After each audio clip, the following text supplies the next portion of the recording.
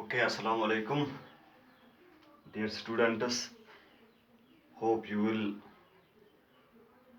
be best and fine. So, we were discussing about the topic that is force. It is chapter 9 of class 8th. Topic is force. So, what is force?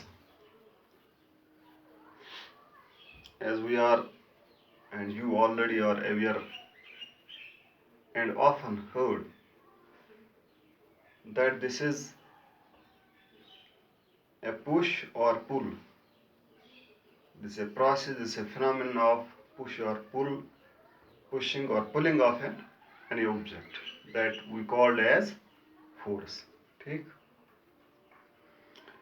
Force किसको हम बोलेंगे?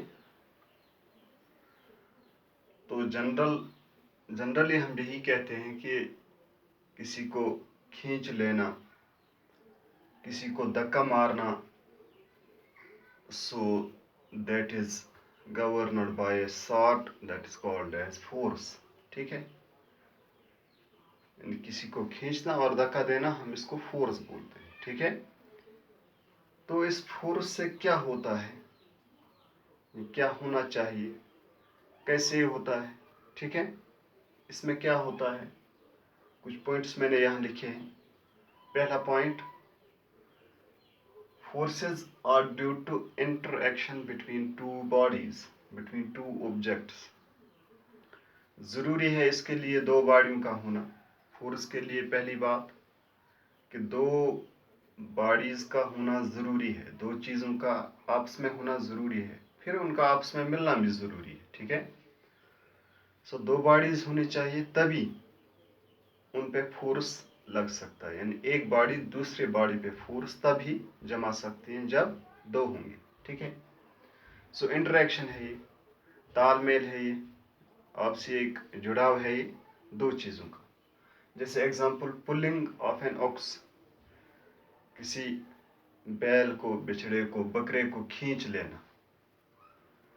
जब हम इसको खींच लेते हैं, रस्सी बांध लेते हैं, तो रस्सी को हम खींच लेते हैं. That means we are applying some force.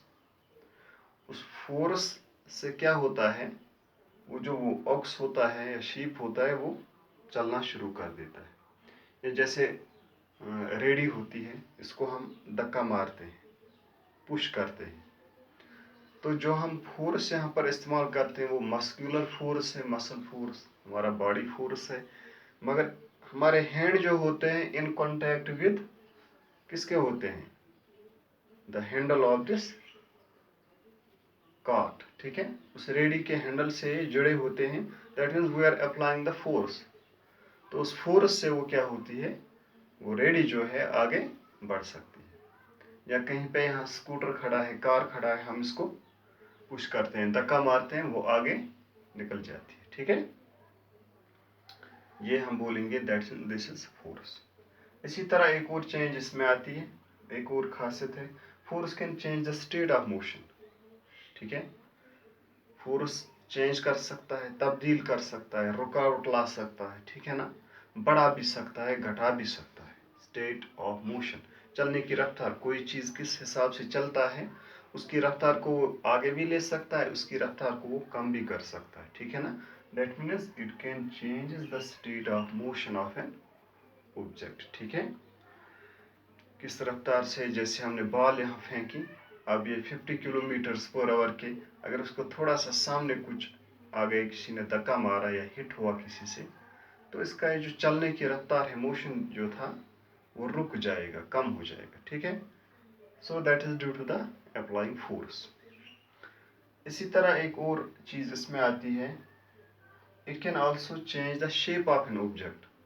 Force से क्या होता है, ये किसी ऑब्जेक्ट का शेप, शक्ल भी बदल सकता है. ठीक है ना, इससे शक्ल बदल सकती है. जैसे आपके हाथ में फुटबॉल है, ठीक है, फुग्गा है, बैलून जिसको बोलते हैं. बैलून को अगर हम प्रेस करेंगे, यहाँ से फोर्स मारेंगे, ये गोल है, मान लो बैलून इस तरह गोल है, ये बैलून है, अगर हम यहाँ से इसको प्रेस करेंगे यहाँ से तो इसकी शक्ल थोड़ी कैसे आ जाएगी, ऐसे बन सकती है, या यहाँ से प्रेस करेंगे तो ऐसे आ सकती है, यानी राउंड भी बन सकती है या फिर ऐसे सिलेंड्रिकल बन सकती है। That means force can change the shape of an object, यानी शक्ल भी ये बदल सकता है, ठीक है, या कोई और प्रकार का मतलब जो चेंजेस कर सकता है, किससे, बाय मीन्स ऑफ फोर्स से, ठीक है। अब हमें देखना है कि जो फोर्स है